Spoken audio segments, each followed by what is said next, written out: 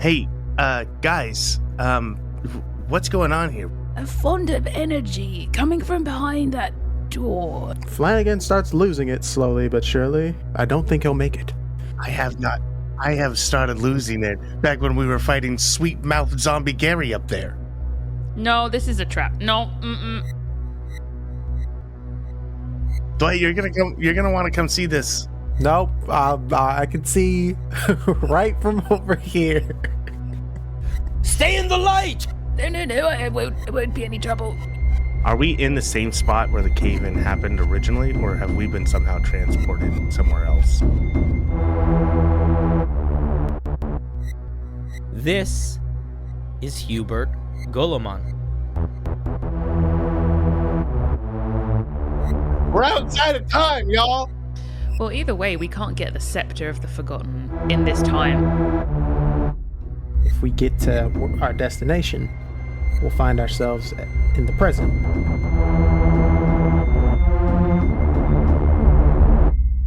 As you step towards that door, you are walking a profound line.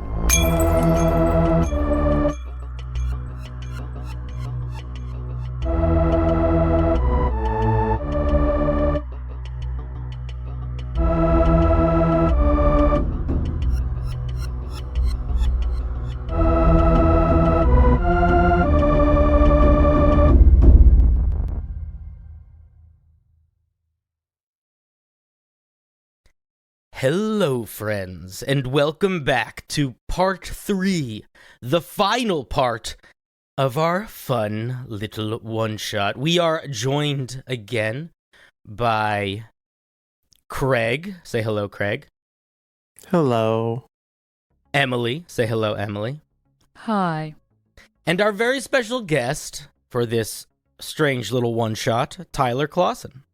I'm here. I made it. I'm scared. Mom, come get me. I'm scared. Mom, come get me. This was the worst sleepover ever. They said we were going to be playing Smash Brothers, and we went to a museum, and things got really scary. They don't even have a marshmallow. The three of you have made your way through the catacombs below the museum, and in doing so have gone on a bit of a kaleidoscopic journey through the past of this place. Each of you changing a little bit along the way. Some of you losing things, some of you gaining things, some of you coming to new understandings. And now you stand at a door. This door leads back to the museum proper and leads to the basement of the new wing. Relics of the old empire. A collection of might and righteousness. The crown piece of this exhibit, the Scepter of the Forgotten. The object that initially you had come here to take. You do not know what is behind this door. None of you have been in this space for some time, and up until now, it's basically been guarded and off limits pretty strictly. What would you like to do? I think we need to go in. Yeah, I mean, that's why we're here. Seems like the plan. And I got this just for backup, as Dwight's still holding on to the canister of sap. Yeah. Just a quick reminder that I also have that flask of sap. Oh, yeah, you put it in your oil flask. All right. Perrin is gonna push open the door.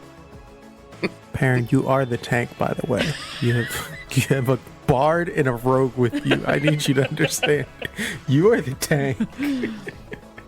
I think, yes, yeah, just through here. Hello. You push open the door, and you see a long corridor with wood paneling, nice floors. It looks sort of like the administrative part of the building, but everything is just a little bit nicer. There are lamps with torches in glass, sort of keeping the area from filling with smells and smoke. And it is quiet. Along the corridor, you see several doors. One of them, you know, used to be the door that led to a staircase up that pulled you to, like, a side of the old relics wing. But that's all that used to be down here, was just a corridor and the stairs. It looks like there is a whole new room that was built into this area. They told me they didn't have enough money to do up my office. I think that was a bit of a lie, don't you? Isn't this funded by the Empressor? This is way nicer than your office. Well, perhaps we should check this door just to see in case they've wiggled things around. Okay, but last time we just checked the door, one of the best people in the world died, and we got attacked. So maybe we don't check a door. Although that goes against my very nature. Yeah, let's go open that door. All right, I got my book out, ready to write down the crazy shit behind the door. What's behind door number 2? There is a brass plate on the door that says Director Golomon. Oh, it's his office, eh? Let's go. Yeah, well, let's definitely go in there. Things we used to do back in the day. We used to steal their staplers and put them in jelly. Maybe we could do something like that. You lived such a wild and chaotic life previously. Or we find incriminating evidence that helps us justify murdering him later so that we don't all go to jail. Yes, I suppose that's yes. Let's do that. Dwight leans into Perrin's ear, and then we'll put the stapler in the jail. Oh, good. I really want to do that. I think that'd be very good. Yeah, I could tell you were really excited. Flanagan's sneaky open door. Very slowly you turn the knob. You think for a second, this is a nice door, as you do. And you hear ka-chunk open. It is not locked. And you gently push, and it slides open. Just an inch, just enough for you to barely peek in. You don't hear anything inside, and it is dark inside. Can you see the stapler? I gotta open the door more to see the stapler. You want it? All right, and I'll go ahead and open it, like halfway, so we can all Scooby-Doo pop our heads in. Okay. As the door swings open, all of you hear a loud click, and I need you to make a dexterity saving throw, Phlangin. Oh no! It was a magic trap. Oh no! It's a 1. Oh shit! A 1. Plus 6, so 7. Oh. There is a loud and a sharp snap as coming out from the darkness, a bolt, maybe a foot long, punctures into your chest, Phlangin, knocking you back onto the ground. Oh my god. You take 9 piercing damage. Oh my god! Jeez. And as the door swings back and forth through the lamplight of the hallway, you can see affixed behind a enormous black stone desk on the wall is a crossbow that has been affixed to a panel that looks like it fell down and fired. Oh jeez. Oh god! Quiet. Does anyone here? Starts dabbing at it with a handkerchief, just like, oh god. I know that you're not supposed to pull the bolt out, so we're just gonna leave that in there. We can't leave that in there. I mean, You said it's a foot long. How wide is it? Pencil? he won't be able to go through doors if we leave it in him. True, that is one girthy bolt. Okay. It's the bolt of a heavy crossbow. Yeah, he's gonna be at the door now, kind of, in the doorway, leaned up. He's on his butt, leaned up against it, holding the shaft of this thing. What is it in his shoulder? Yeah, like shoulder collar area. Yeah, so he's just kind of holding it, trying to keep blood from coming out and keep it from tearing everything up. Can I do a medicine check to avoid kind of puncturing any organs where I know that they are? Sure, would you like to just do this in the hallway? Oh, I don't want to go... I don't want to go in the office in case there's more bolts. I just want this arrow out of me. While they're doing that, I'm going to walk in and identify the desk. The office itself is pretty regal looking. There are unlit sconces with these sort of glass prismatic boxes over where the fire would be. There's this huge stone desk. The walls on either side are covered in bookcases, and affixed to the walls are old-looking weapons and like pieces of armor. And can you make a perception check for me? Absolutely. Oh, no. Are you looking for like a bandage or something? Yeah. It was on the 20 for so long, and then at the last second went straight to the 2. That's a 5. No, guys, this is not a good start.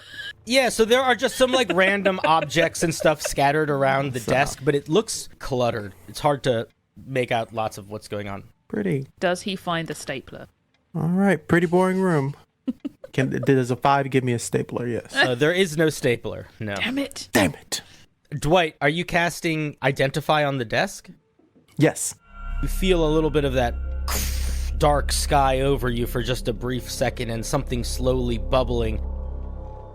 And for just the briefest moment in your eyes, the desk glows very faintly and then fades. This is not a magical desk.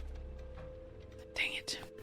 This desk is just extra. You know what else is extra? The entire extra piece of wood in my body. Oh, okay. Listen. I'm going to just drag into the... I can't... Perrin lost their face earlier and it wasn't this bad. Perrin or Phlangin, can either of you make a perception check? Okay. Oh, I got a 22.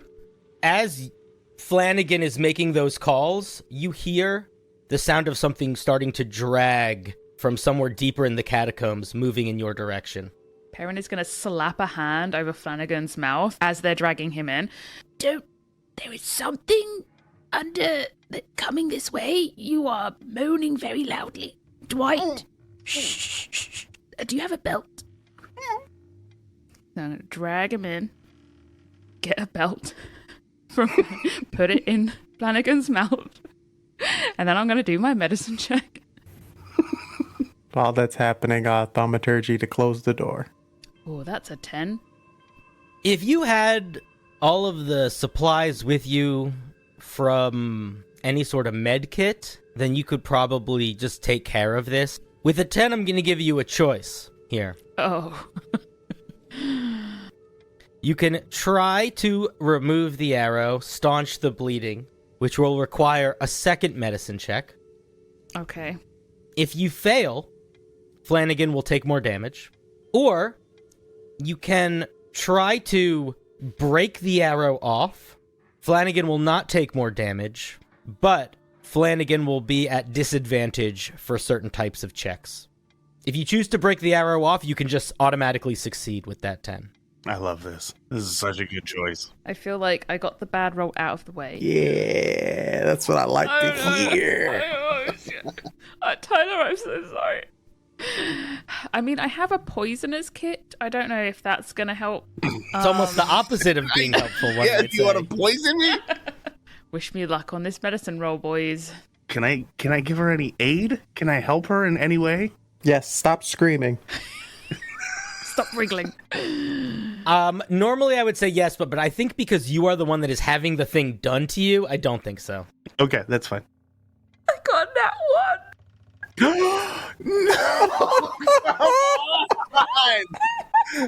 I'm so sorry. What is that? That's a 2. It's a 2 and 2 nat 1s. This is we're starting this off with. How many hit points do you have right now, Phlangin?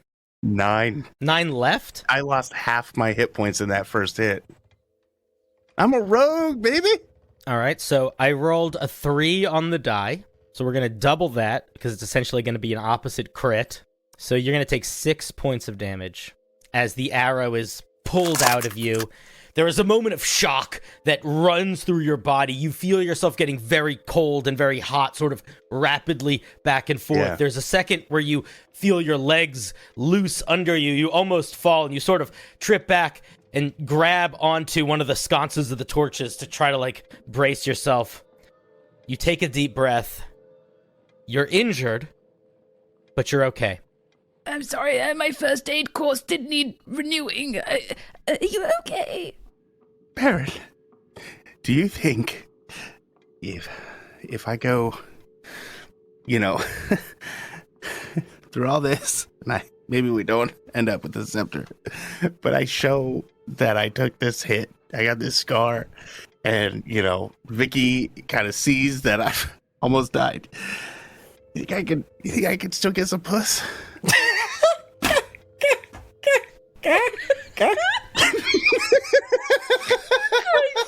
Just send me. I wasn't ready for the. I wasn't ready for the term. I was ready for the bit, but I wasn't ready for the actual word. I don't think Perrin knows what to say to that. I don't think Perrin even knows what a puss is. I think Dwight laughed exactly like that. The three of you are alone in this office. Do you think we could sit here for like an hour and do nothing? No, there's not enough time. As Dwight writes, Phlangin was looking pretty pale. Probably not going to be here in this realm of life for much longer, but we got to do what we can. And he rolls up that sheet of paper like in a looking like a straw. He says, "Phlangin, hold still," and he stabs it where the arrow was and casts healing word. You said I have 1 first, 1 second, and 1 third. Oh, yeah. Of those extra spell slots, yeah. Right. Well, I have 1 second level left. Well, so I have 2 of those now. I'll give you a second level healing word for 8 points of healing. I'm back to a little more than half. There is a brief second where Perrin and Phlangin, both of you see Dwight's eyes dilate to the point where it is just black. Phlangin, you heal 8 hit points, and while your body feels rejuvenated, it feels more like Dwight took something from you than Dwight gave something to you. Similarly to when Dwight healed Perrin, there's like something feels like it's lost a little bit. Dwight, was this one of your ordinary spell slots or one of your special spell slots? I think it would have been an ordinary one because it's the spell he's used to casting. As mentioned before, the office has this large stone desk with scattering papers and some objects. The walls are covered with books and old weapons and stuff. It looks like it kind of looks like he went through the area of the exhibit of things that like aren't up and just took objects out of storage and hung them in his office. Cheeky shit. You know Dwight's got to do an investigation on all these scattered papers and whatnot. You know he's trying to look for the big scoop. Sure. Yeah, I'm also, now that I'm feeling a little bit better, I'm probably going to investigate the room. I'm looking through all of his shit where he might have a healing potion. I would start with the desk. If there's gonna be a place where he stores some sort of potion, it's probably gonna be the desk. So Okay. Also, out of interest, DM, would detect magic pick up any kind of like health potion-y things? Yeah.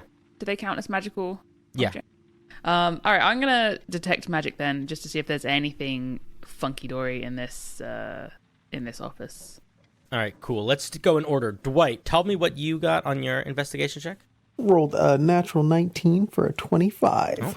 Okay. Phlangin, what did you get? 18 total. Okay.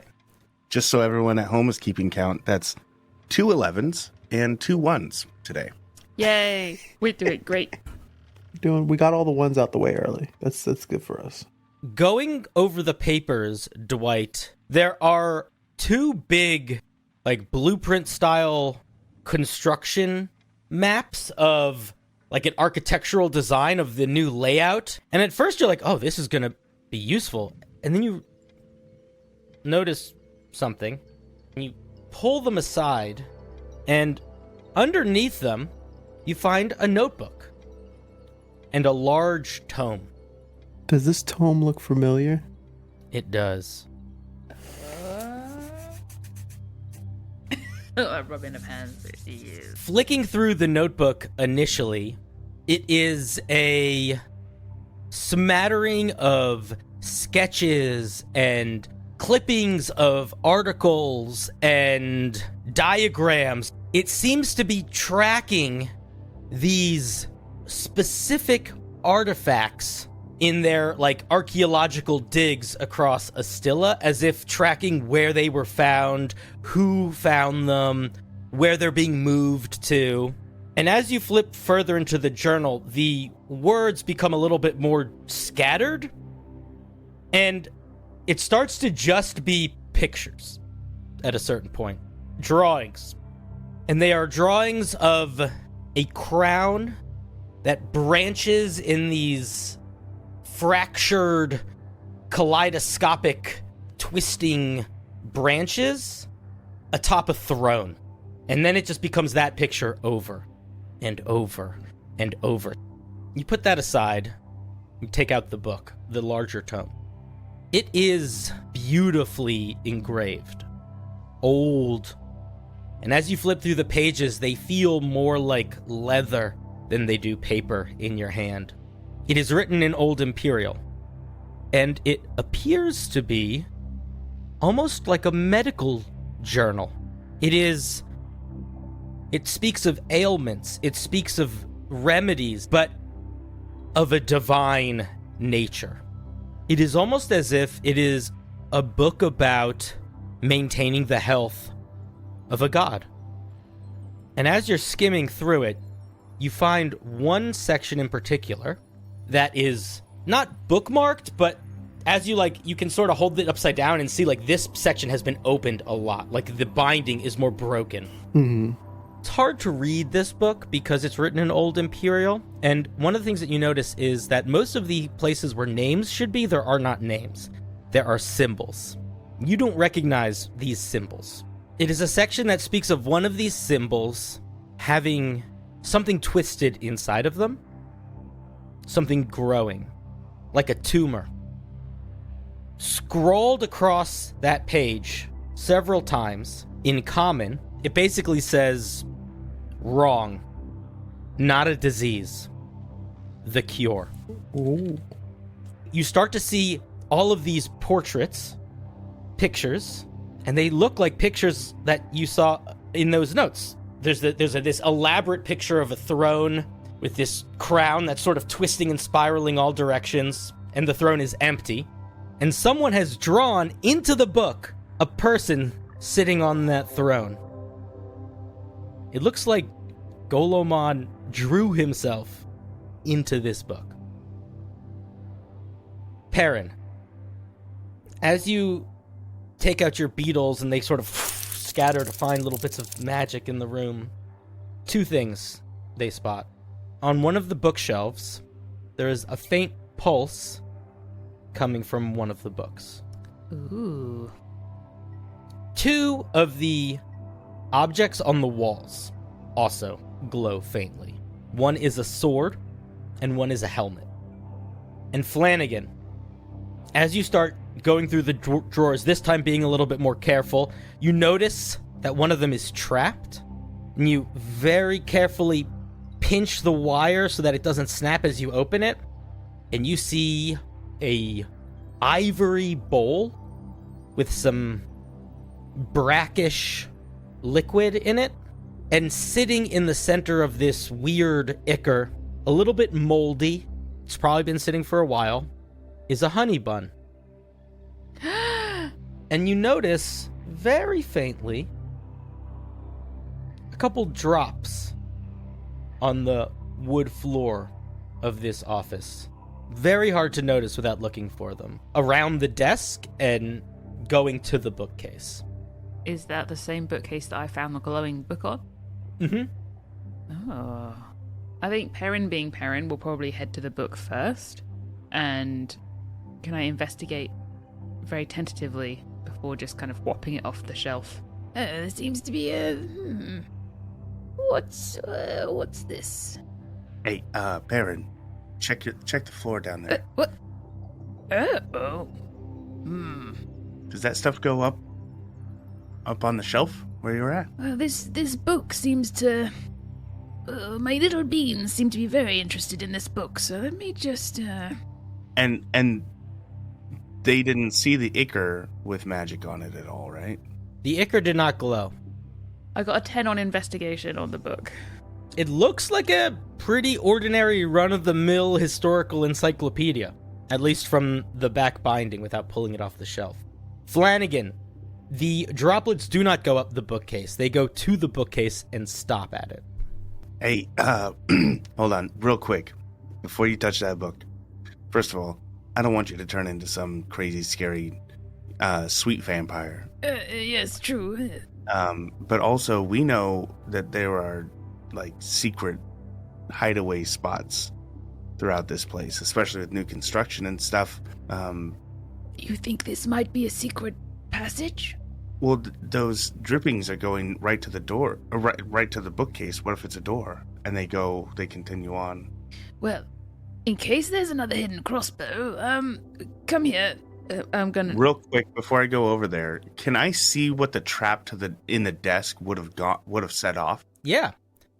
There is a little wire that is running along the top of the drawer that if you were to pull it open without pressing down, it looks like it would have been cut. And if you run that wire along, you notice inside the underside of the desk is what looks like a small crossbow. And then in front of the crossbow, so that the bolt would travel right through it, is a jar of some sort of liquid. The jar, is it something I can remove? Yeah. I'm going to remove that, and then I'll walk over to where Perrin is. It looks like alchemist's fire. Oh, snap. Clutch. Yeah, for real. But now it's in an open jar. Is there a way to get a lid on that? I've got calligrapher's supplies, so if I pour out an ink bottle, you could probably pour it into that. Yeah, that would work well. Oh, here, have one of... Yes, don't want that spilling anywhere. Also, step back. And Dwight, come on, I don't want you, getting in the way. And with Mage Hand, I'm gonna pull the book out of the bookshelf while we're all very far away from it. Dwight's gonna sleight of hand the book. Oh, the one on the desk? Mm-hmm.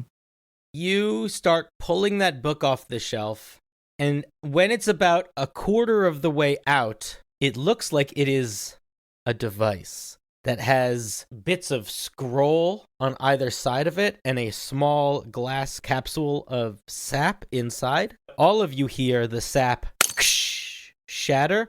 The book in your hand pulses with light, and then you hear it rustling behind you.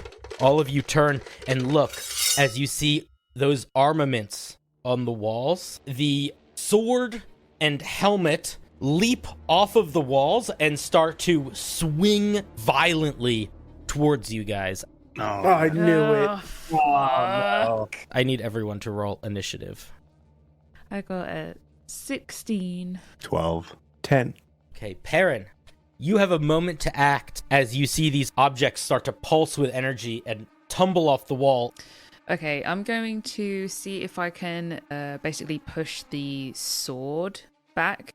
So yeah, I will be using my blowpipe and trying to push it against the wall. All right, make an attack roll. A 13. 13. It's a hard target. It's this little sword, so boom, the dart sticks into the wall behind you. Dang it. Next, it is that sword's turn. It is going to sort of spinning like a boomerang in your direction, Perrin. Does a 14 hit you? No. The sword sticks into the bookcase behind you and then pulls itself out. It is now floating behind you guys. Phlangin, it is your turn. I'm going to go for the door. I'm going to get out of this place, because nope. I've been hurt before. I'm not going to do it again. All right. You will move past the helmet, so it will get an opportunity attack against you.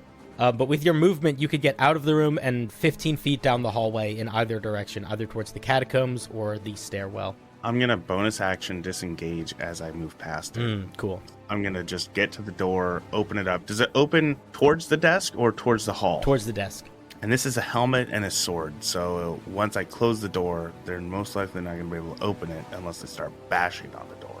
But I don't want to lock my friends in there. So Thanks, appreciate it. Appreciate that. Appreciate that. yeah, no doubt, no doubt. I'm going to open the door and I'm going to say, let's go.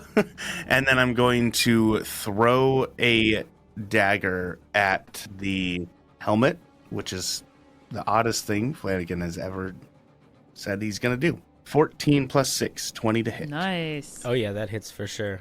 10 damage. As you toss this dagger in, it ka-chunk stabs into the helmet. The helmet swings backwards a little bit. Is my dagger in it, or did it hit it and then bounce off? Oh, it's in it. Nice. Okay, good to know. Dwight. Oh man, the way the turns have tabled, Dwight is going to look at the helmet now with the dagger sticking out of it and say, "Wow, such horrible craftsmanship," and use vicious mockery. Wow, your hilt sucks. What are you made of, tin? All right, it got a 4 on its wisdom save. Outstanding. The wisdom of a You helmet. just see a little tear come out of like the eye socket, like Let's go. 3 psychic damage. nice. All right. Part of the helmet starts to like rust and crinkle in a little bit. And he runs away, away from the helmet. So it has an attack of opportunity, but it's at disadvantage as he's going to head towards the door. The helmet almost tries to like slam into you like a bull, but I believe a 10 will miss. A 10 does miss. Oh, thank gosh. Cool. And are you going out of the door as well? Yes, I'm following Phlangin. All right. Perrin, Perrin, come on. We gotta go. roll me a perception check. Oh my. Oh, I got a 13. Yeah. Woo! There we go. There we go. getting High there. rolls, high rolls. Yeah. In the place on the bookshelf where that trap book was that you pulled, behind it, you see a lever. Pull the lever, Crunk. Dwight and Phlangin have just ran out of the room. You are now alone in the room with the helmet and the sword. Oh, bugger! Wait for me! And I think Perrin is just gonna bolt after the other two. I don't think they have time for levering action currently. Can I, on the way out, slam the door behind me? You can boom, slam the door behind you, and you guys hear the rattling for a second of these objects slamming into the door. Mm-hmm. And then that sound slowly fades. And you are left alone again in that hallway. I mean, who puts haunted armor in their office? That can't be. I mean, health and safety. I'm sure that's against the rules. Probably had something to hide. Definitely had something to hide in there. I need to speak to HR. I mean, this is ridiculous. Do you guys think that those things are done? They're spent in there, or do you think they're just waiting for us to come back in? They mean they've been triggered. I don't know much about like magic, like logically per se. It kind of just happens. Says the guy that brought half of Perrin's face back. Oh, you think I know what I'm doing? That is awesome. I appreciate that. Perrin, you're a smart person. Thank you. Do you think that those things are dead in there, or do you think they're waiting? I highly doubt that they are dead. I think let's just get to the scepter, shall we? I think that's probably for the best. I did lose my dagger, though. Oh, you did? Well, here. And Dwight will give you, he's like, I don't ever use it. Oh, this is great. Can you sign it for me? Absolutely. On the blade. Nice. Dwight Hearttaker. right. And I will give you my dagger. All right, cool. I put it away Amazing. back where I have my daggers, which is a secret. I don't tell people where I keep my daggers. Oh, mine was in my pocket. As you guys are chatting casually in this basement, I think we're moving while we chat. We're whispering. Whispering. DM. are you going in the direction of the stairwell? Yes. Make your way down the rest of the hallway, the sound of those objects clacking against the wall having faded, and you get to another door, a large wooden door, new, reinforced looking, nice, with that classic military style lock on it. Yeah. Oh, so easy to pick. Nice. I'm gonna check for traps. I don't. Why would you do that? Shot to the chest. Almost got hit with alchemist fire. Yeah. Got attacked by a helmet a moment ago. So Give me an investigation check. 13 plus 6, 19. Nice. This door does not appear to be trapped. Cool. Then I'm gonna It's not up here. pull out Black Beauty and the I don't know what to call it, the other part, but Black Beauty and the Italian Stallion. Use them to unlock this military thing. Those are your thieves' tools names. Total of 11. I love It takes you a little while longer to pick this one. You're making quite a lot of noise in doing so. Oh no. Oh no. But Bitch. after exactly after a little while, you hear that click, and the door gives a little bit. And on the other side, you see something kind of strange. Oh no. It's another pretty big room.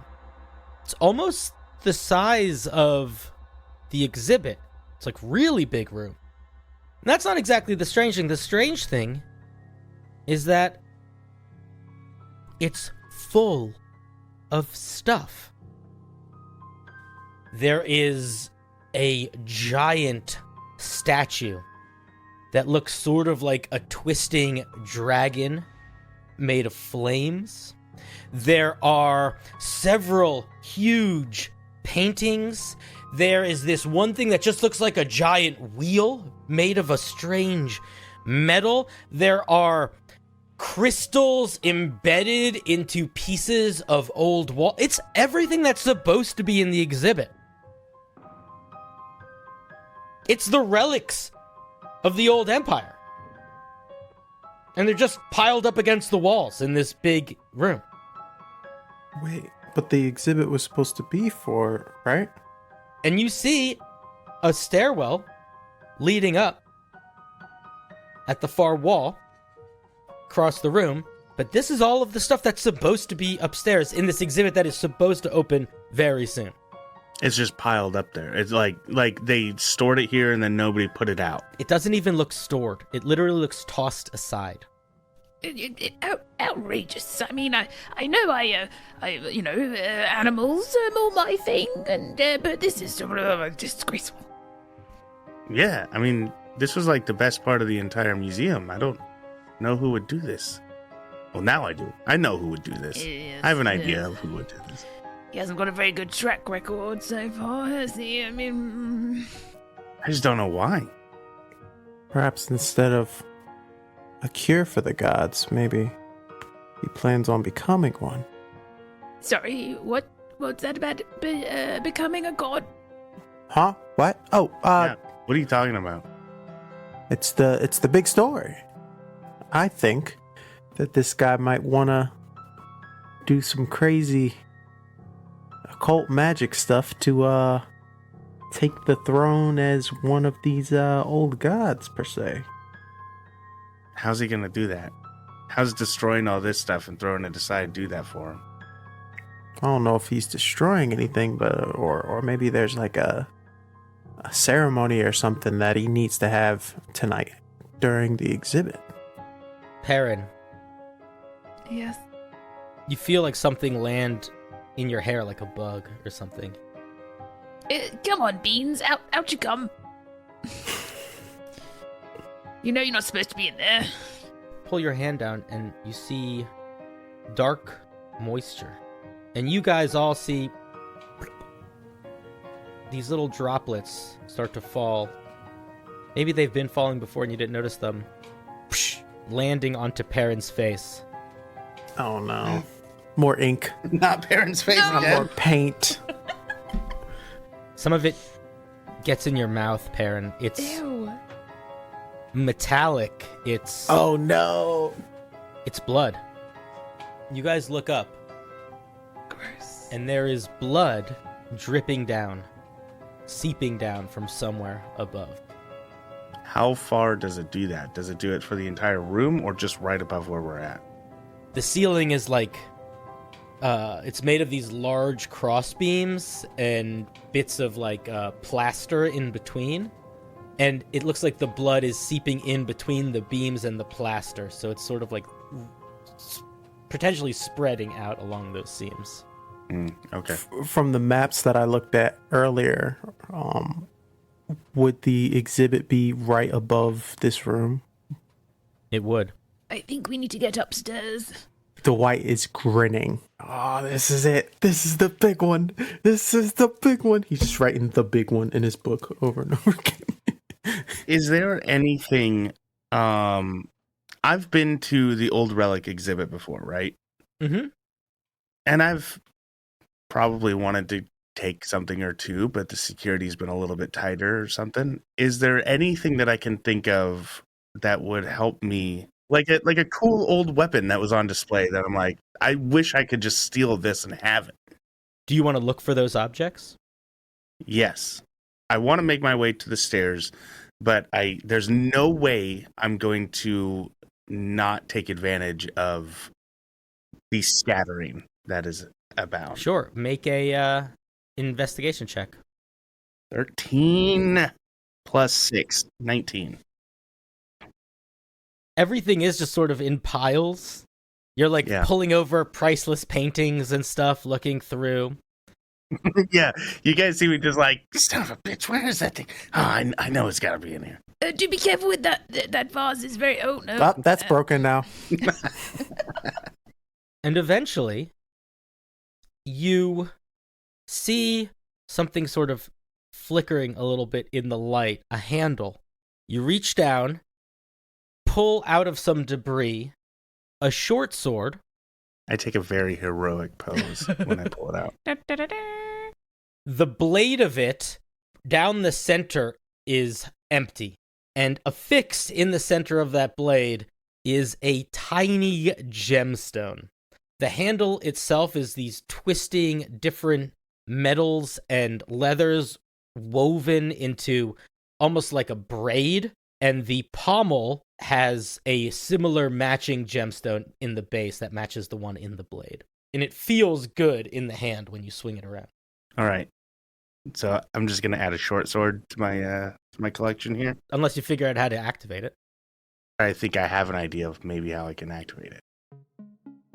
Sap seems to be a good idea. Well, or a bad idea, but an idea. It's magic juice. So, yeah. He would start with maybe taking a drop and dropping it on either the pommel or on the gem in the hand guard. Okay. He takes it out, drops a little bit onto the gem, and just before the sap hits the gem, it like almost like it turns to steam, but the air doesn't rise. The air is absorbed into the gem. Ooh.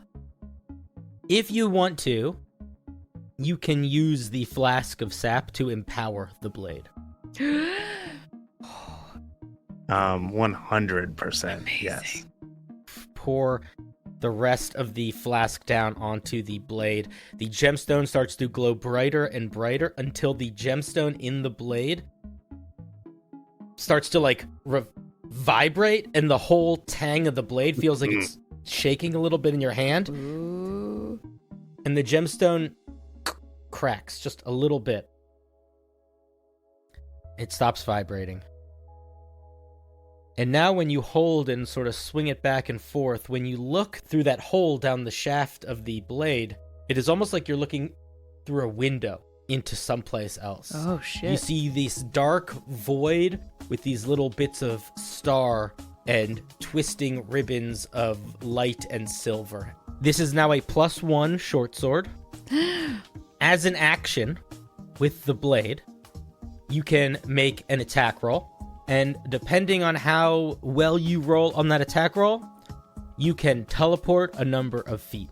Separately from that, you get the feeling that you could sort of hypercharge the blade Oh, shit. and essentially do something that would destroy it, making it combust in a way that would probably be very devastating for anything around it. Maybe it creates a black hole.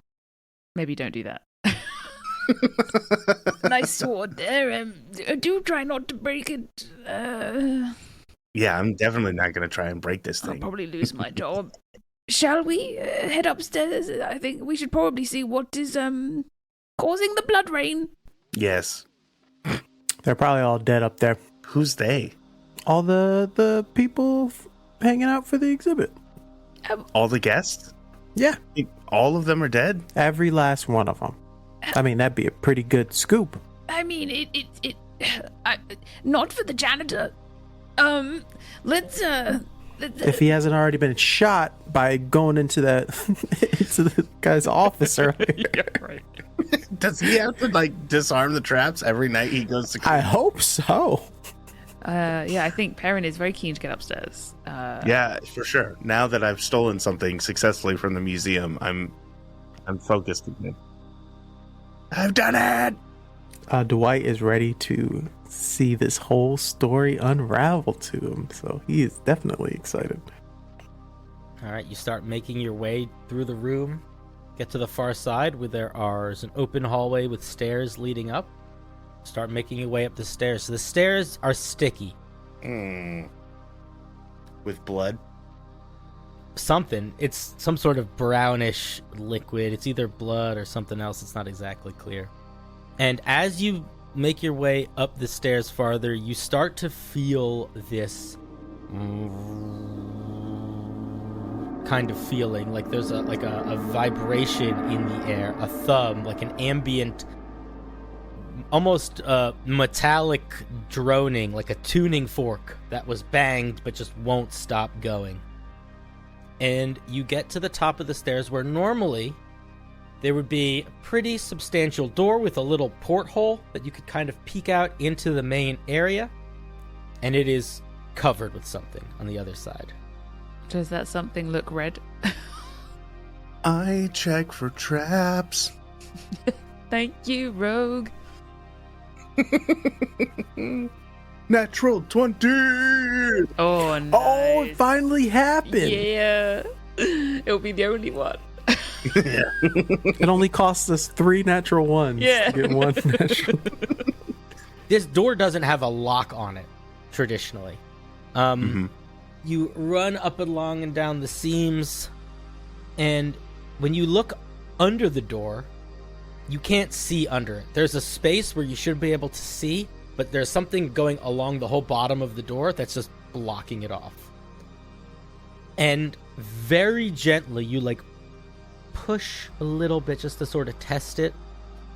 It feels like there is something up against the door, sort of holding it closed. Like a barricade? Something. Somebody's blocking it with a shelf or something, maybe. Or a whole pile of bodies? But no traps. It's not like I'm not gonna get another freaking crossbow bolt in my chest. Does not appear to be trapped, no. Shall we try and push open the door? Just brute force it? All 3 of us? Yeah. Let's do it. It'll take all 3 of us for weeks. Do one of you want to make an athletics check with advantage? I have Jack of all trades, which puts me at a clean 0. Yeah, I have a -1 athletics. Woo! I have a -1 athletics. Yeah! And I guess it's me. The reporter's the strongest one here. All right, everybody stand back. It's all in the legs. Oh, that's a 13. You can feel something on the ground that just sort of slopping to the side. Oh, I knew it was bodies. I knew it. And you look into the room. You are in the back wing of the new exhibit. pushed up against the wall, you see somebody in Imperial regalia.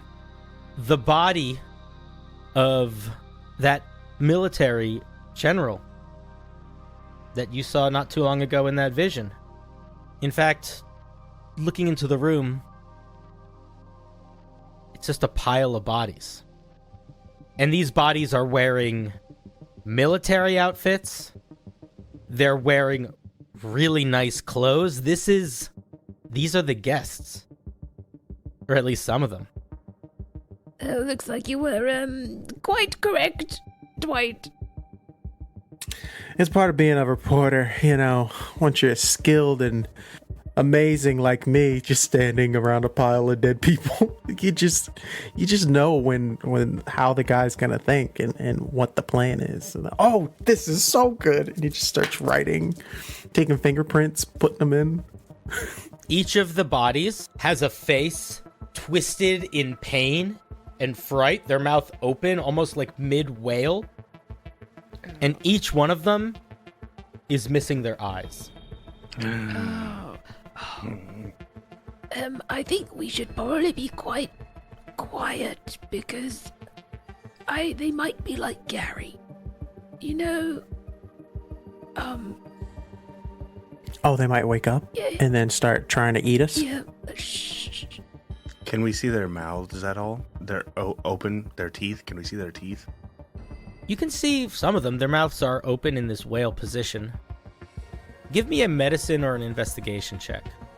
Get up in them chompers.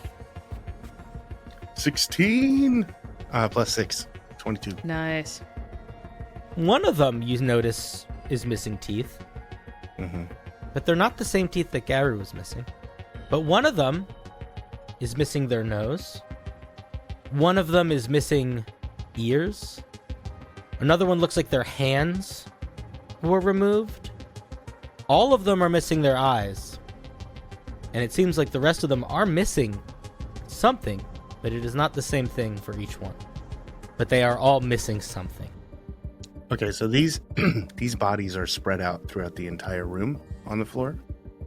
Yes, and you can see where, like, there should be exhibits from, like, some of the side things that aren't, like, the big main exhibit rooms, and it's just empty. There's just nothing set up. We crossed, came up the stairs, and now we're looking back towards the direction that we originally came from downstairs, correct? Yes, in order to get to, like, the main exhibit and back to, like, the rest of the museum, you would go down and then hook, and then that would lead to the main exhibit, as well as where this would connect to the main atrium of the museum, where you could go to the other wings. All right. I mean, I'm ready to sneak across this bitch. I think Perrin, they're wearing kind of like, pretty loose sort of professor kind of trousers. And they're going to kind of hoik them up like a lady would hoik up a skirt, tiptoeing across the the atrium, like, really exaggeratedly stepping over the bodies, not wanting to get their cuffs gross. Dwight's looking for money. Reporting gig doesn't pay that much of the bills. He's trying to come up in the world. You're gonna touch the bodies, bro? Oh, that's right. He starts reaching. I guess y'all see him, and he's like, "Oh, all right, we'll come back. It's cool." I think Perrin's about to have a freaking panic attack.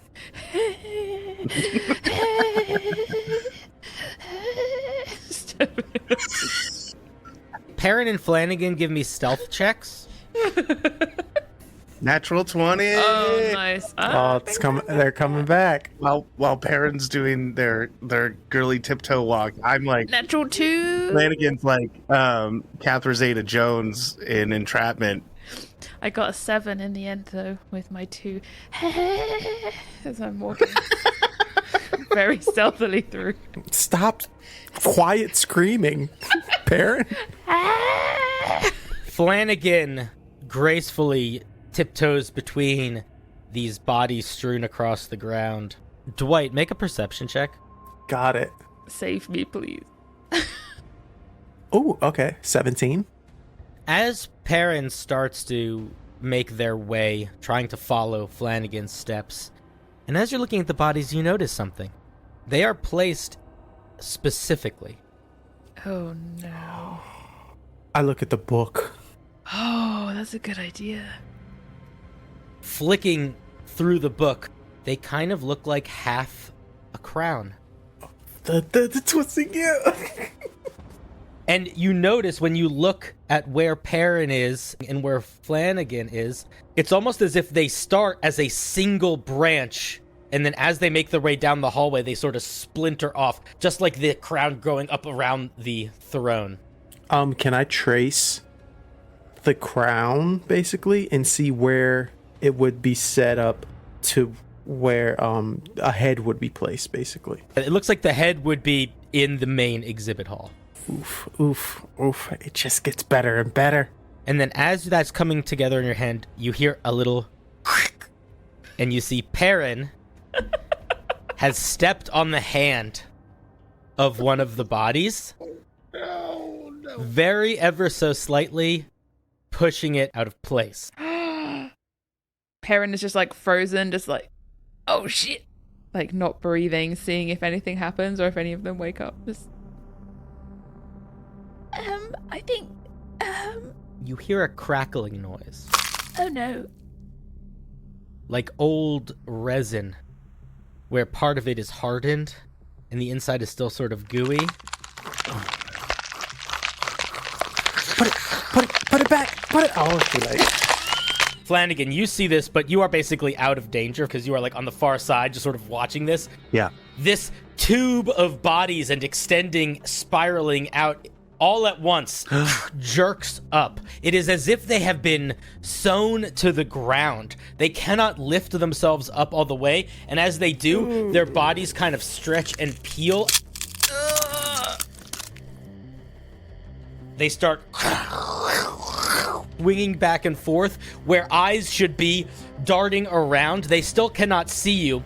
Perrin, make a strength saving throw as the hand that you stepped on tries to grasp against you. oh Lord have mercy. A 6. Oh no. You feel your ankle grabbed tight by one of these hands. The rest of you see this too. These spiral branching of bodies that have sort of become part of the ground and are not quite able to peel themselves off are now flailing and clawing. In order to travel through this space, you are going to need to make dexterity saving throws to avoid these bodies, or you are also going to be grappled.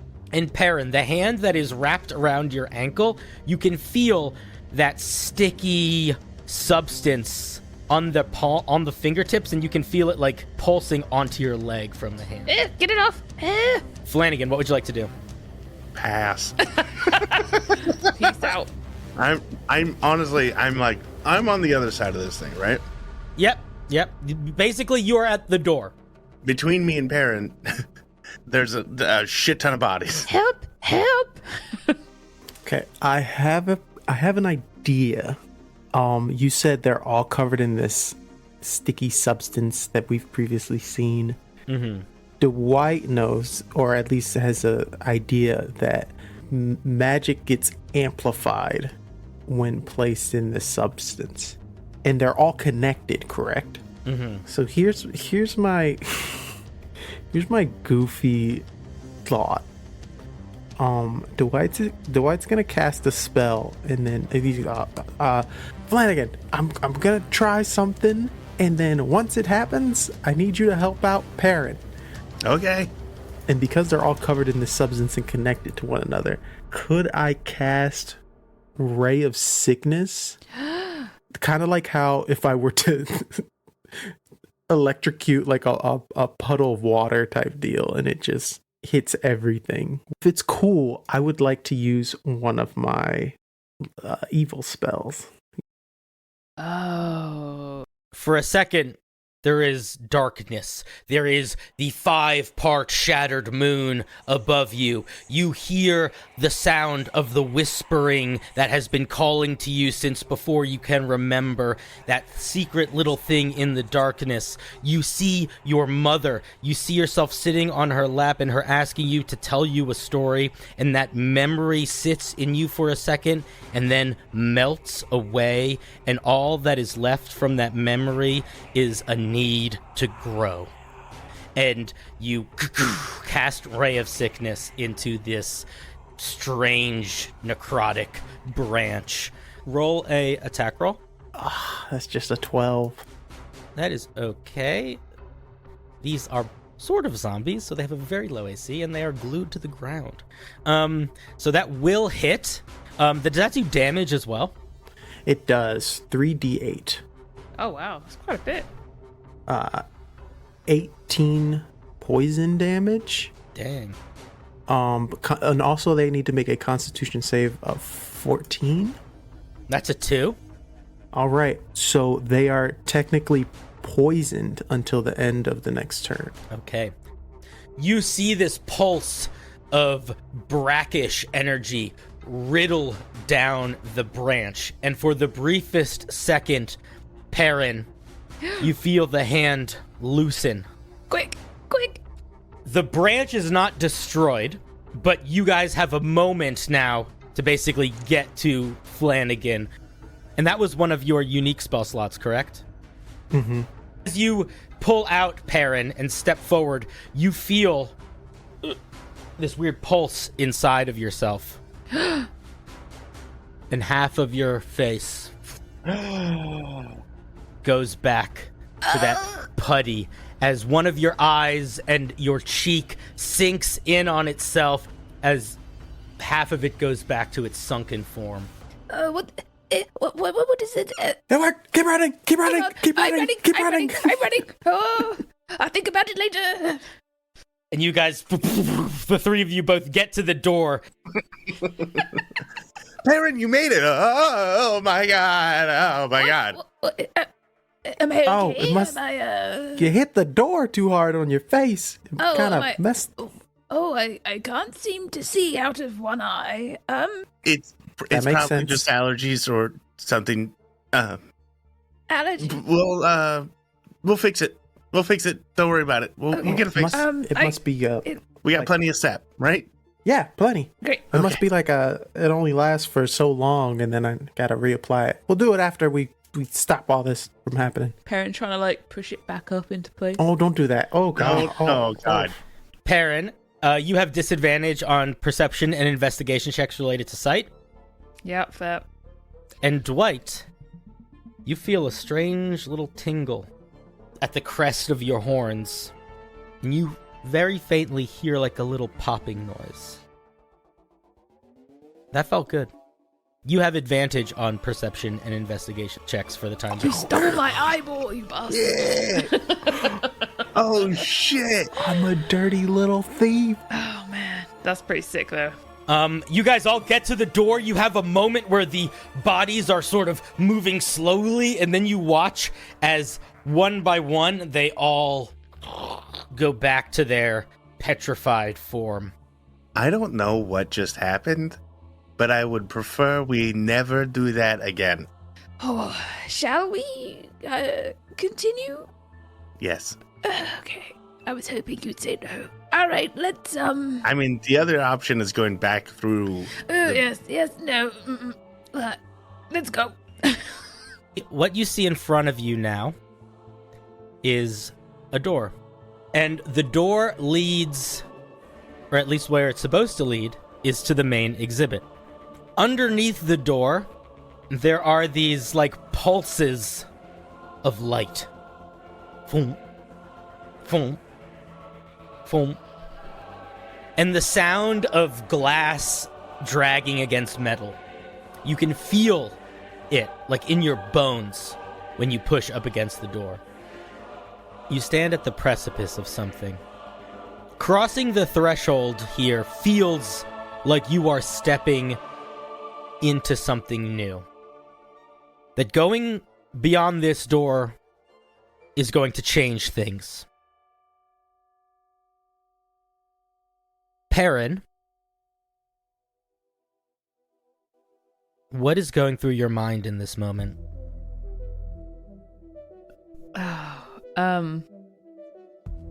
I think Perrin has always kept their head down, always stuck with the status quo, always gone with the flow, never wanted to be the center of attention, never wanted to kick up a fuss. They feel like this is the first time in their life where they may actually do something that's worthwhile and make a difference.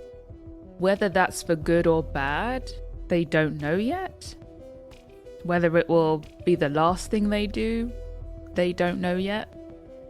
But they're at a stage where they want to experience living, even if that experience is filled with terror and fear and all of those horrible emotions. It's better than feeling nothing. Dwight, what is going through your mind in this moment? Well, this is it. This is the big scoop he's been looking for. This is gonna change everything. All this crazy magical mumbo jumbo it's gonna change everything. All of it. Phlangin, what is Phlangin thinking about at this precipice? God, Vicky's hot. And that's the only reason why I'm here. That's not true. There's more. I'm here. I'm supposed to be here. Something else has brought me here. There's something else that's been pulling me. I've got something important to do. And with that, each of you take a deep breath and you push open the door. You see what should be a beautiful exhibit, a shining star of imperial pride. In fact, you see banners hanging, but they are unfinished. Some of them are torn, and the room is almost entirely empty, save for these sprawling pictures painted on the ground, painted with this substance that sits somewhere between sap and blood and something else. They match the iconography in the book, the wreaths of fractals. And at the center of the room, there is a large podium, almost a table in how wide it is. And atop the table are 5 broken pieces of a staff, a scepter, each one pulsing with energy to the point that they look like they are jittering on the table, moving with such frequency that that buzz is filling the room with this noise. And standing behind them, looking more like a corpse than a man, skin pulled tight against his skull, eyes mad, hair completely crazy, but still black and shaggy, you see Hubert Golomon. He does not even look up at you. He is staring down at these 5 pieces of this scepter. And he is whispering to himself. It gives so much, but it takes much more. And he looks up at you. His eyes jet black. It has taken so much.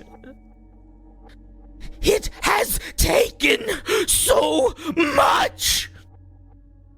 Do you want to see why? Can I show you what it's made me do? I think we saw the collage of people in the other room. That was a map. Yes, a map. I show it how to get here. And it comes. What's it? Something new. something wonderful, horrible. It is everything. It is a fresh start. It takes so much, but it gives. Will you let it give? No. No, I'm fine. I think maybe you've had too much of that, Perrin's going to step a little closer and hold out their hand to sort of try and coax Goleman away. Perrin! Oh, so young. Well, sometimes I don't feel it, but come down now. That's not good for you. It takes you too, Perrin. And you can see him like stumble forward, and his hands look gnarled, almost as if he has aged 100 years in the last hour. It takes you too. Perrin puts a hand to their own face. Yes. See, it's not good. We should come away before it takes everything too much. Too much. Too much. Can't take too much, Perrin. It can't take it too much. It took our friend. It took all the people that came here. It's taking everybody. If there's nobody left to worship it, then what's the point of it existing? Existence is growth. Existence is change. It takes, but it gives. And you hear a voice.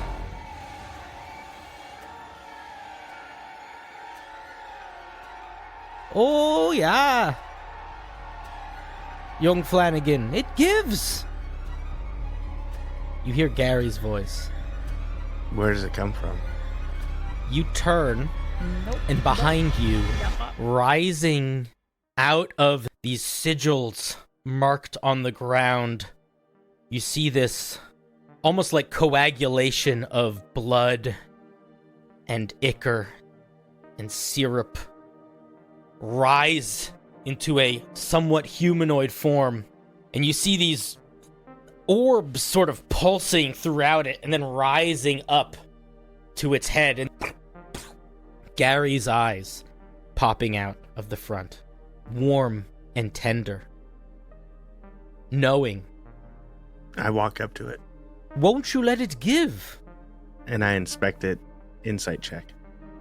What I'm looking for is to see if this is really Gary's consciousness or an imitation. Make an insight check. Just using his eyes. Yeah, and eye for deceit. Whenever you make an insight check to determine whether a creature is lying, treat a roll of 7 or lower on the 20 as an 8. Cool. That's a 1. So 8 plus insight, which is 5, so 13. This is both Gary and not Gary. There is a part of him that is in there. Those eyes, they are his eyes. That voice is his voice. But with a 13, behind those tender words, and just barely out of the corner of the sap, he is crying. This is Gary. Oh. But this is not Gary. And at that moment, it lunges towards you. Fuck. And I need everybody to roll initiative. Perrin, what'd you get? 17. Dwight, what did you get? 13. And Phlangin, what did you get? 19. Nice. Oh, nice. Phlangin. Yeah. You have no idea what the fuck this thing is. Yep.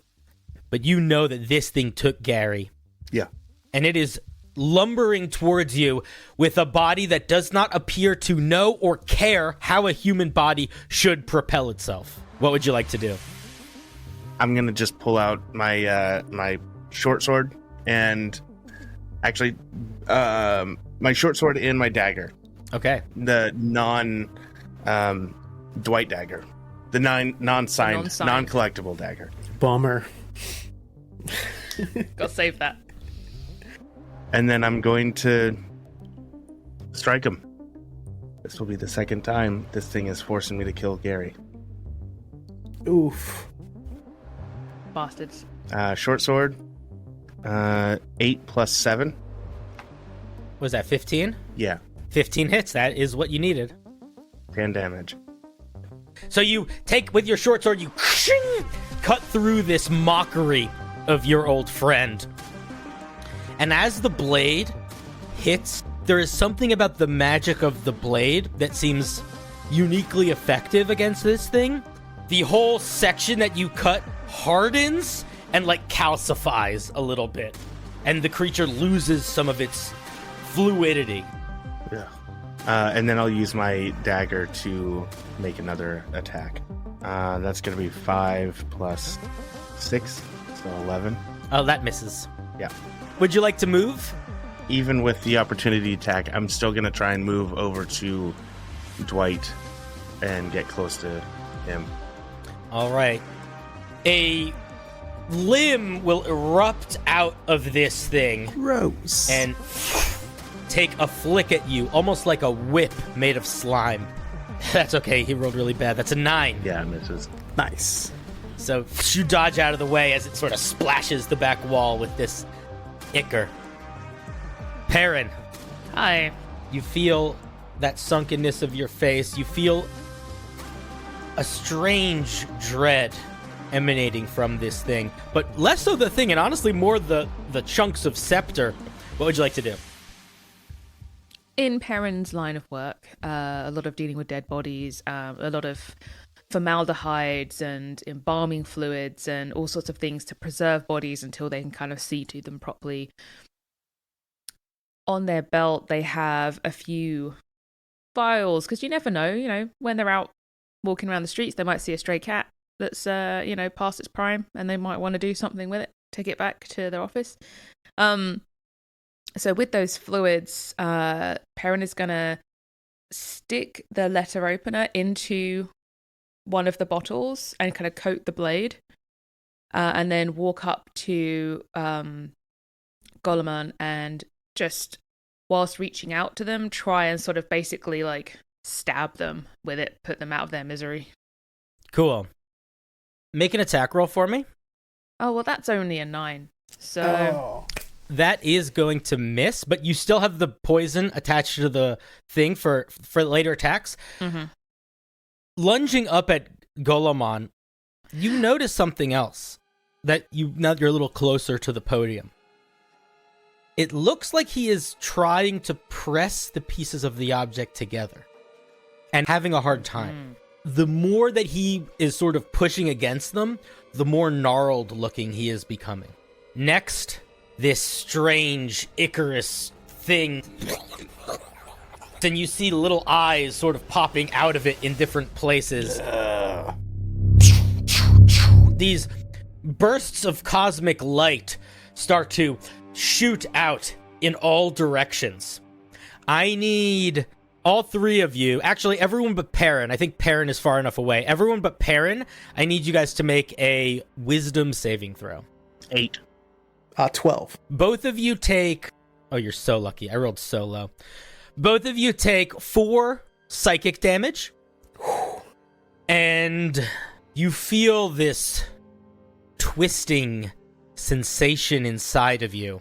Phlangin, there are moments in people's lives where something important happens. They are the spark in the engine that is our soul. What is one of those moments for Phlangin? I'm gonna be honest with you. There's the moment when Phlangin first got laid, and he was ready to end it all. He was ready to be done with life, and then a pretty girl came along and showed him a good evening, and he realized life's worth living. It is a strange thing, losing memories, because the thing is, you don't realize you're losing them. Oh, You don't notice the screen getting smaller. There is a moment where your mind goes to that space. You start to lose the feeling. What did the room smell like? What was this person's name? And then it's gone.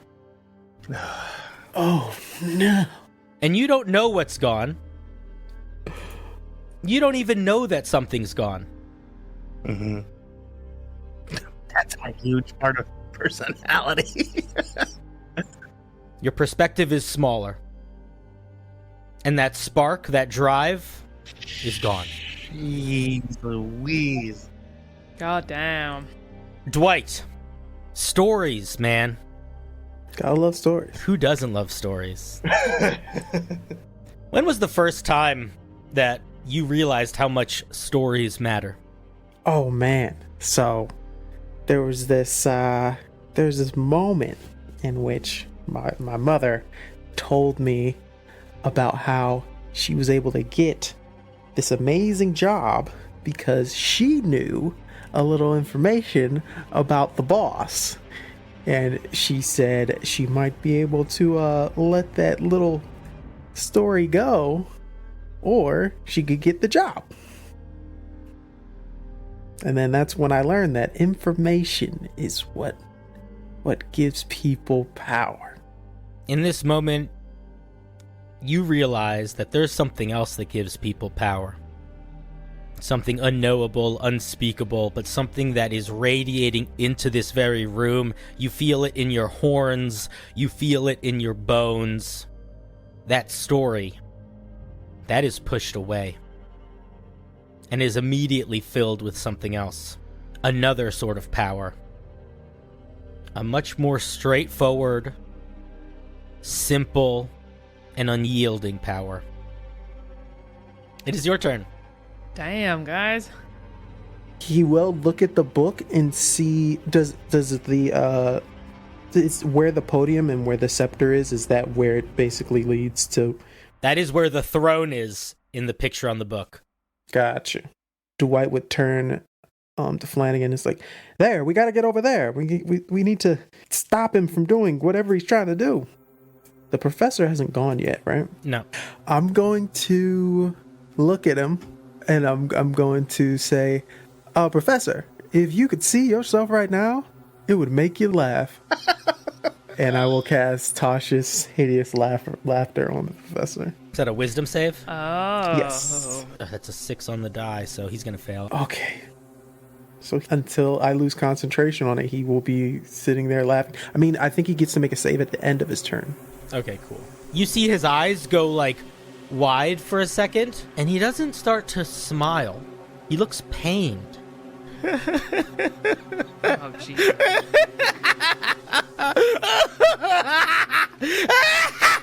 It's somewhere between laughing and crying. Sounds like it is hurting his throat. This and you see him trip over and start convulsing. Oh my god. And then I would run towards the podium. All right. And you see these 5 pieces of scepter laying atop it. It looks like he was trying to position them in a certain way and he was like having a hard time doing it, or there's some force pushing against it. And it is his turn. He is just, it gives and it takes. It gives too much. It takes too much. Jesus Christ, Cinder. Holy shit. And wisdom saving throw? Wisdom saving throw at the end of his turn, yeah. Damn it, that's a 3, so he's just done in this moment. Fuck me. And it looks like he is now aging rapidly. Oh. Phlangin, we are back at the top. This creature now has these eyes sort of pulsing out. It is still sort of stumbling towards you guys. Perrin and Dwight have now rushed towards the podium, and Golemon is on his side doing this horrible cackling crying. I'm going to join them at the podium, and I look at these pieces of the scepter. Are they aligned in the right order? It's like the pieces are all next to each other, but they're not synced up or touching. Okay. Is there a gem on this scepter somewhere? On the headpiece. Okay. I knew I was going to probably have to do this the second I realized what this sword does. And I'm going to stab this sword into the scepter, and I'm going to activate the hyper charge. Okay. Give me an attack roll. I'm scared. It's huge. 15 plus 7. You take the sword, bring it down against the headpiece, and as you do, you put your energy into it, your intention into it, and as the blade strikes the headpiece, there's this erupting noise like an explosion underwater, like a distant muffled bubbling noise. The whole room goes white for a second. And when the light returns, you hold in your hand the pommel of a blade. The blade, gone. Just the handle is left. The headpiece of the scepter is shattered almost to dust. The little crystal inside it still remains. That amalgamation creature is now frozen in place. It is not moving. The eyes are not twitching. The only sound in the room is Golemon on the ground, cackling horribly, and a very faint pulsing noise coming from that crystal, the head of the scepter that remains. Perrin, what would you like to do? Well, I think Perrin being absolutely just beside themselves with the sound that Golemon is making and the sight of them, and Oh God! just gonna keep on like trying to stab Golemon with the You have letter advantage on the on ground. that. 18.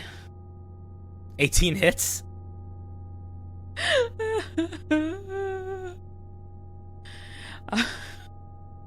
That's 9 plus the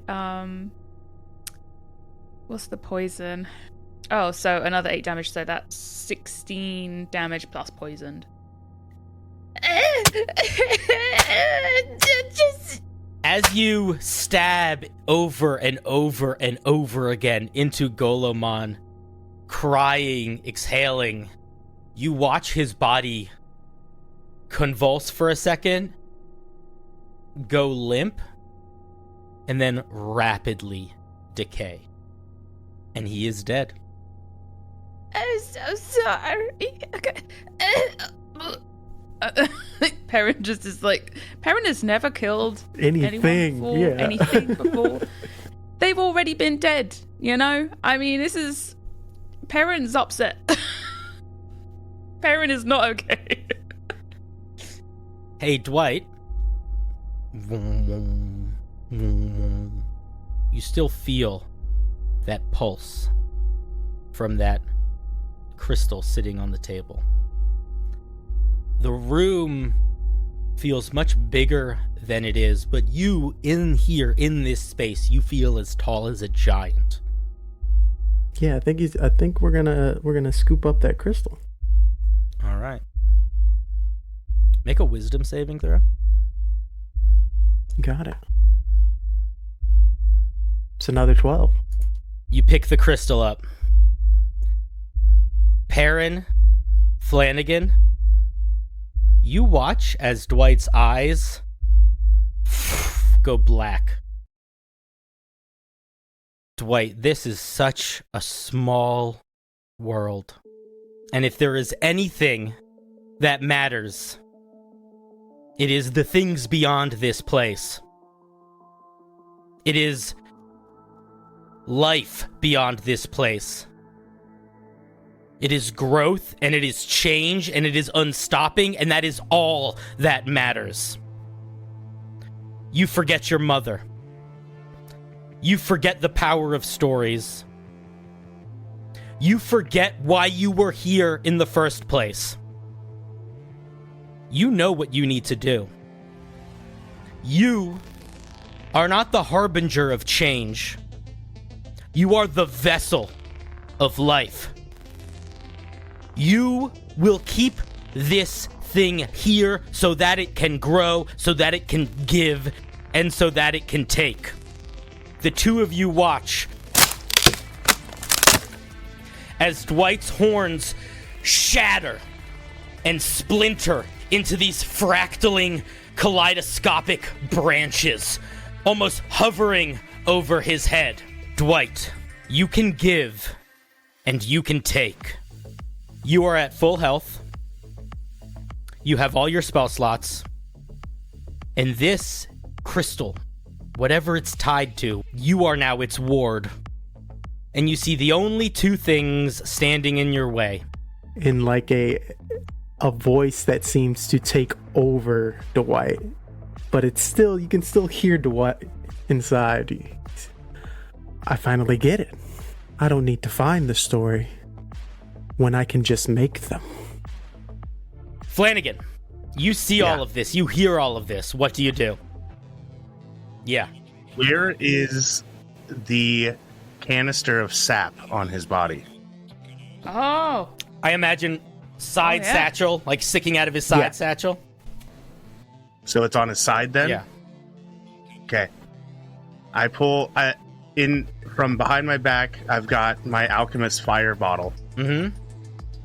And I hold it and I say, Dwight, buddy, look, man, we just did all this to help the place out, right? Not gonna go all crazy on us, right? And I'll hold my action for any aggression on his part, and if he shows any aggression, I throw the alchemist fire at his sap. Okay. Perrin. Oh. Fuck.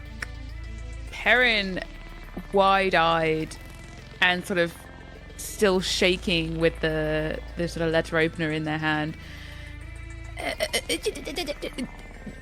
Dwight, I think you need to drop the crystal now. I think that would be good.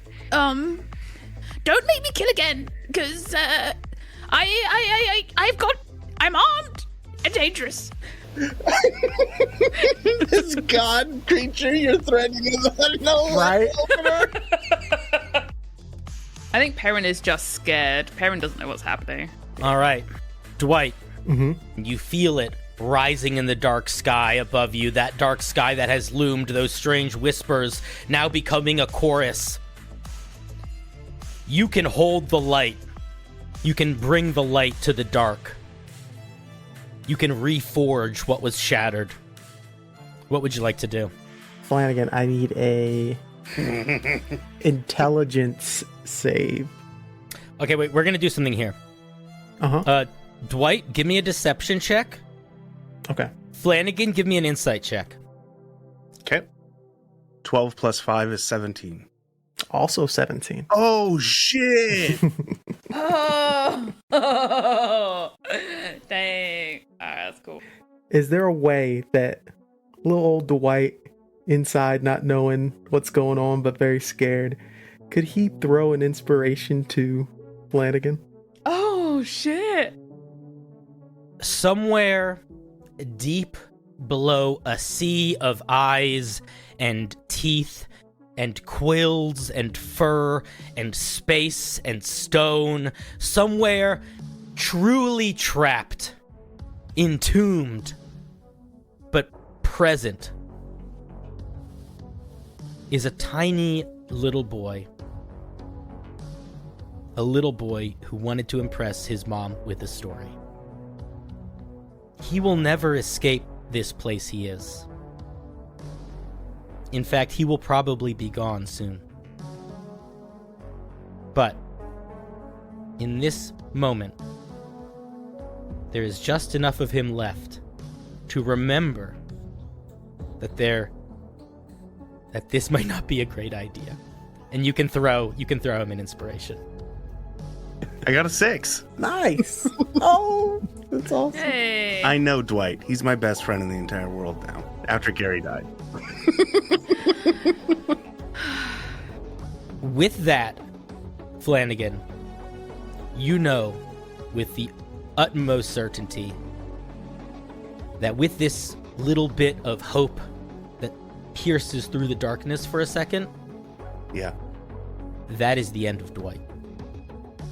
He is gone. Whatever this thing is in front of you is just a husk for whatever the fuck is happening in this place. You can use your reaction before Dwight gets the spell off. Yep. Okay. So, yeah, I use Alchemist Fire, and I throw it at the sap. All right, make a ranged attack roll, just a d20 and add your dex bonus. 12 plus my dex is plus 4. So 16. What's Dwight's AC? Oh, 12. You see Dwight's eyes flash with a dark energy, his horns sort of spiraling into this cosmic void that is growing over his head, and you feel fear and emptiness spilling out of him towards you. In a flash, you see your friend gone. You huck the alchemic fire in the direction of his satchel. It cracks and bursts out into a fiery little plume, almost like napalm or a Molotov cocktail. Dwight, you take 1d6 fire damage. Sorry, buddy. 4. And you are now on fire. Mm-hmm. And the sap, the canister of sap is also on fire. Anywhere I see sap around me, I want to start making my way around it. Just start setting things on fire. You stumble backwards. And as you step through these tracing sigils, parts of the room starts to ignite. You are gone. That thing inside you, it does not want you to perish in here. Mm-hmm. You need more power. You give, but you also take. And your eyes turn to Perrin. Oh, no. No, thank you. He looks around and then pulls out his pin. The pin, Perrin, you've seen him writing with all day. And he lunges towards you with it. Oh no. Make an attack roll using your charisma modifier. 17. Yeah, that hits. And then also I'm going to use Psychic Blades and use an inspiration point to add 2d6 to it. Okay. Thanks, son.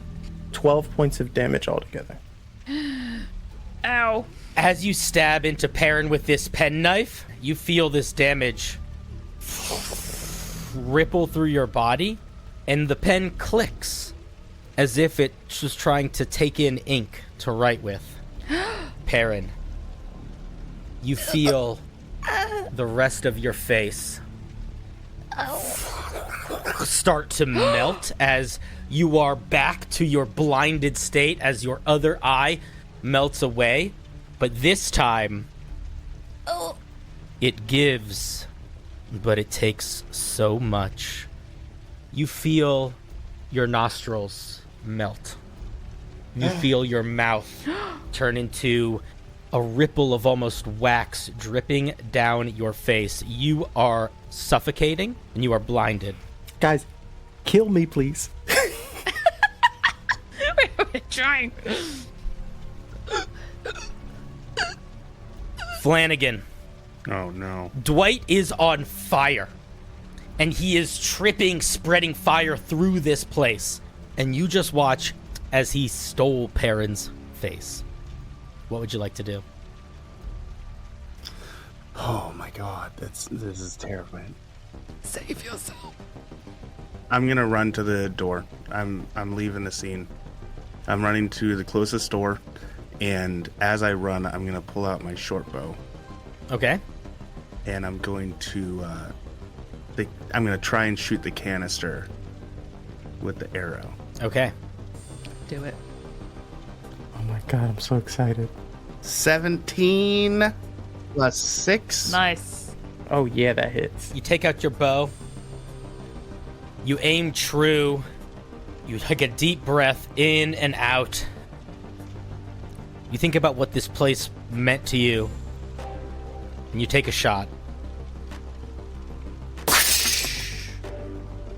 You hear the canister of sap shatter, and Dwight is engulfed in flame. I need Dwight and Perrin to both make dexterity saving throws. Dwight, you are going to be making this at disadvantage. I got an 18. Oh, I got a 17. You both take 12 force damage. Ooh. Dwight is down. Dwight, you fall to your knees. Your face pooling out these weird, like, flagella-style tendrils of ichor. And for a moment, you see this throne under a dark night sky. Sitting atop it, a mound of flesh covered in teeth and hair and eyes, tendrils, feathers, weird proboscis-style tubes. You see a uncontrollable, unstoppable growth, a remnant of some long-lost disease of the divine, and you feel yourself close the door on it as the life leaves your body. The ghostly image of Dwight as he's shutting the door, he just looks in and goes, guess there are some stories that should be left untold. And he shuts the door. Nice. Very good.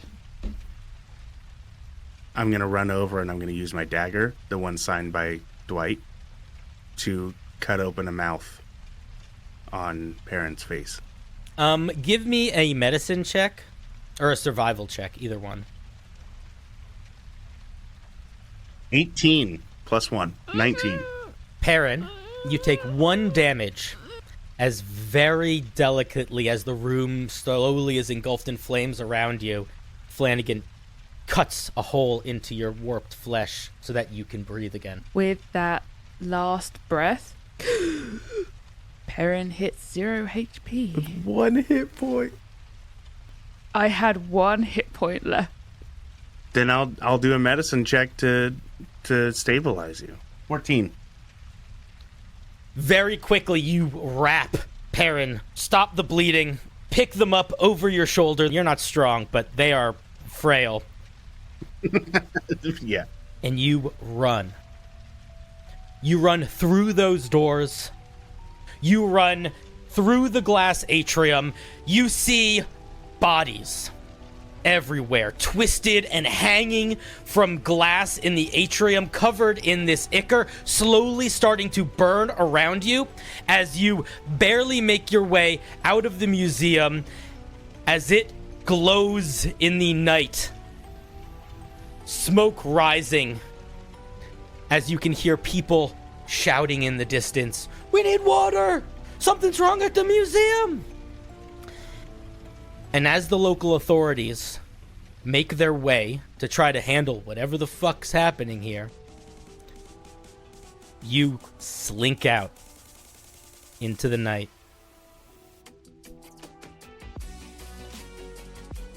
And we move forward in time. It turns out, folks, that the Well, the museum opening is gonna have to wait a little while. You see, there was a fire, and a little bit of cleanup needs to get done to make sure that it's really ready. The Empire is gonna take care of all of the reconstituting of the structure, making sure all the renovations are in place, and making sure that any citizens stay far away from the museum until renovations are complete. Safety, of course.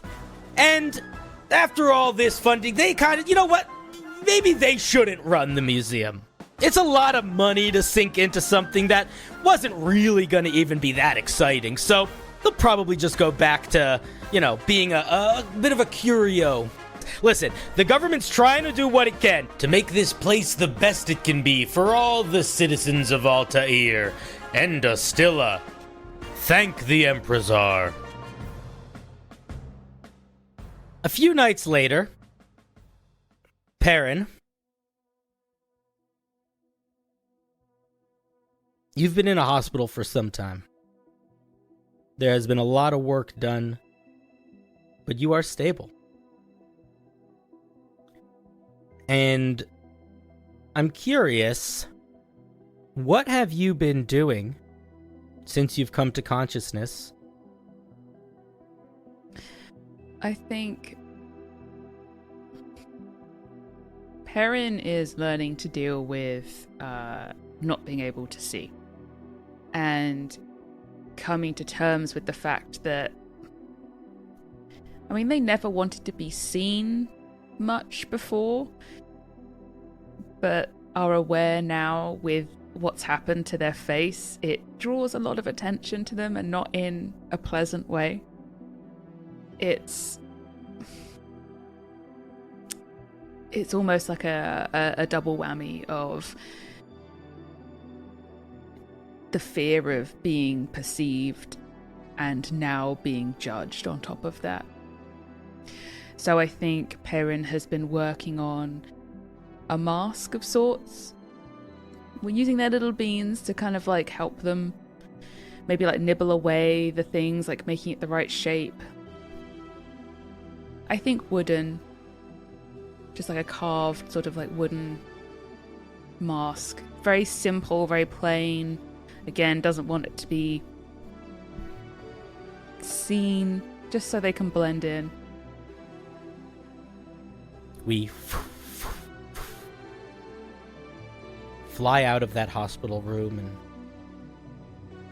drift down to a small side street on the southern edge of Altair. A little neighborhood. It's a couple corner stores, not the sort of place you normally would go unless you lived there. And we see Phlangin. And he is standing in front of a door of a very modest-looking home. And he's been standing there for a while. He looks apprehensive. What do you do? I open the letter, close it again, crumple it a little bit nervously, and open it again. And then I pocket it, and I go up to the door, and I knock. There's a moment of pause. Then you hear some shuffling. The door opens. And you see a small, thin, older woman. Long, silver hair pulled back. And beyond her, you can see a simple home, fireplace. And on the mantle of that fireplace, a picture of Gary with a single candle right by it. Aww. Can I help you? Are you Layla? I am. You don't know me, but I know you. And, I knew your husband. Did you work with him? In a way, yeah. Made sure he had a job. Were you... I'm sorry, I apologize. I just wanted to tell you, your husband was overlooked his entire career. No one took him seriously. Not a single person thought he was good at his job and felt like he could achieve anything. And I was one of those people. For the entirety of my relationship with him, I took him for granted. I've made a lot of stupid decisions in my life, and most of them because I wanted or needed the approval of people in my life, their validation, and all of them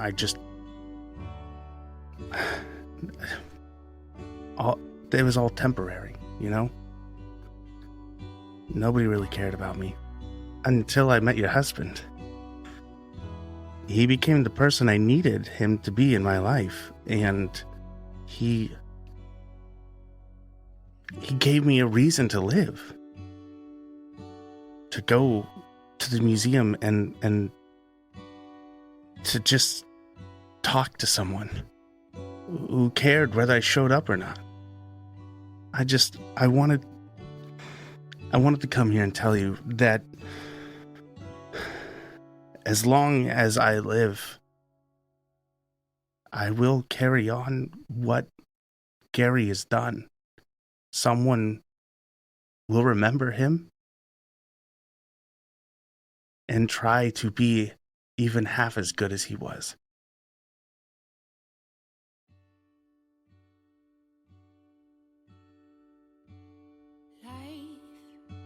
You've taken my disguise. You want me to be just me. Now I'm ready, life. You forced me back to basics. I have lost my instincts. My back hurts, and my pillows pains like thunderbolts remind me.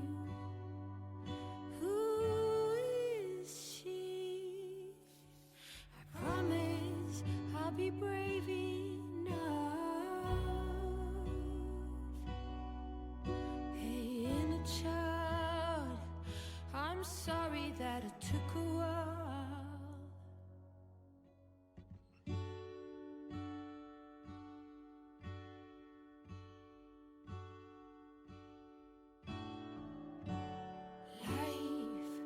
I've forgotten how new ground feels. You asked me to dance, I don't stand a chance. Take me back, oh life. I long for you to move me. Now I vow sacredly, I'm ready for it. All my back hurts, and my pelvis pains like thunderbolts remind me. Who is she? I promise I'll be brave enough. Hey, inner child, I'm sorry that it took a while. Life, I depend upon this. I long to be real.